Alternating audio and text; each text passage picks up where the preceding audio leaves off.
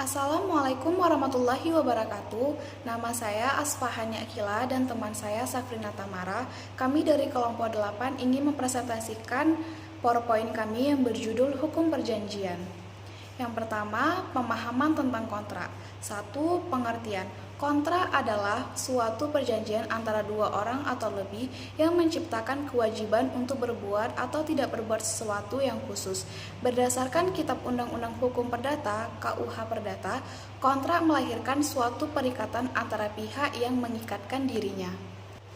Yang kedua, syarat sahnya kontrak, di mana menurut pasal 1320 KUH Perdata, kontrak akan sah jika memenuhi beberapa syarat di bawah ini.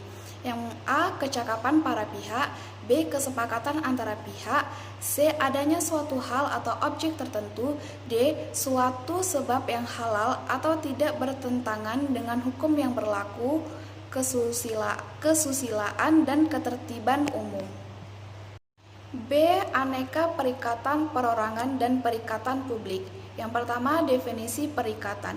Perikatan artinya hal yang mengikat orang yang satu terhadap orang lain. Hal yang mengikat itu menurut kenyataan dapat berupa perbuatan. Misalnya jual beli barang, dapat berupa peristiwa, misalnya lahirnya seorang bayi, matinya orang, dapat berupa keadaan, misalnya letak perkarangan yang berdekatan, letak rumah yang bergandengan atau bersusun, karena hal yang mengikat itu selalu ada dalam kehidupan bermasyarakat. Yang kedua, aneka perikatan perorangan dan perikatan publik. Perikatan publik merupakan perikatan yang salah satu pihaknya ialah pemerintah atau pengusaha. Oleh sebab itu, perikatan ini seluruhnya atau sebagian dikuasai oleh hukum publik. Contohnya perikatan ikatan dinas serta perjanjian perdagangan barang oleh pemerintah. Contoh perikatan atau perjanjian tersebut terdapat dalam Kepres nomor 29 tahun 1984. Perikatan perorangan maupun perikatan publik pada prinsipnya secara hukum adalah sama, namun yang membedakannya adalah apakah perikatan itu dilakukan oleh perorangan atau individu atau dilakukan oleh suatu organisasi atau lembaga pemerintah maupun swasta yang melayani kepentingan publik. Jadi pada prinsipnya seperti hukum perikatan, karena kedua-duanya harus tunduk pada asas-asas hukum yang berlaku terkait perjanjian jual beli yang dilakukan oleh pihak sebagaimana diatur pada asas hukum perikatan KUH Perdata. Dan yang D, contoh kontrak dan bagian-bagiannya. Selanjutnya, contoh kontrak akan disebut sebagai pihak kedua.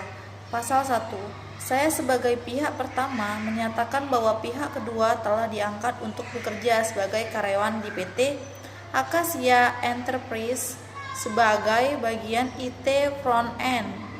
Oleh sebab itulah dengan ditandatanganinya surat kontrak perjanjian kerja ini membuat ketentuan akan terus berlaku selama pihak kedua masih bekerja di perusahaan ini. Pasal kedua, pihak kedua memiliki kewajiban untuk hadir mulai dari hari Senin hingga Jumat dan diharapkan kehadirannya paling lambat pukul 10 pagi hari dan akan bekerja hingga pukul 17 di sore hari. Selanjutnya ada pasal 3. Pihak kedua akan bertanggung jawab untuk mengurus dan melakukan maintenance atau peraturan komponen server yang ada pada PT Akasia Enterprise. Pihak kedua juga bekerja sama dengan IT Backend untuk mengurus pengembangan aplikasi dari perusahaan. Pasal 4. Pihak kedua terlebih dahulu akan melewati masa uji coba selama 1 bulan dan perusahaan akan menentukan diangkat secara penuh atau tidak sebagai karyawan tetap setelah pihak kedua melewati masa uji coba tersebut.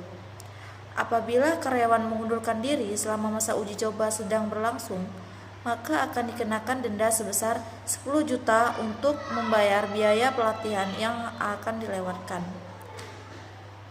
Hal-hal lain yang perlu diperhatikan. Berikut adalah 5 hal tersebut. A. Pastikan identitas para pihak. B. Pastikan mencantumkan syarat sebuah prestasi yang jelas. C. Pastikan jatuh tempo sebuah prestasi.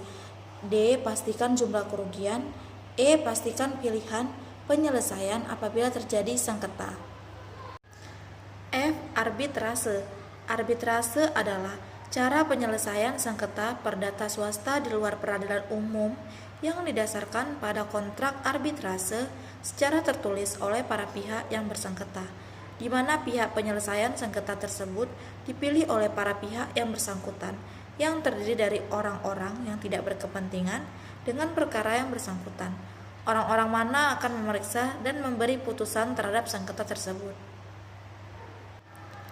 Menurut Pasal 1 Angka 1 Undang-Undang Nomor 30 Tahun 1999, arbitrase adalah cara penyelesaian suatu sengketa perdata di luar pengadilan umum yang didasarkan pada perjanjian arbitrase yang dibuat secara tertulis oleh para pihak yang bersengketa. Dan yang terakhir, pada dasarnya arbitrase dapat berwujud dalam dua bentuk, yaitu 1. Klausula arbitrase yang tercantum dalam suatu perjanjian tertulis yang dibuat para pihak sebelum timbul sengketa. 2. Perjanjian arbitrase tersendiri yang dibuat para pihak setelah timbul sengketa. Sekian dari presentasi saya, lebih dan kurang saya mohon maaf. Wabillahil taufiq wal hidayah. Wassalamualaikum warahmatullahi wabarakatuh.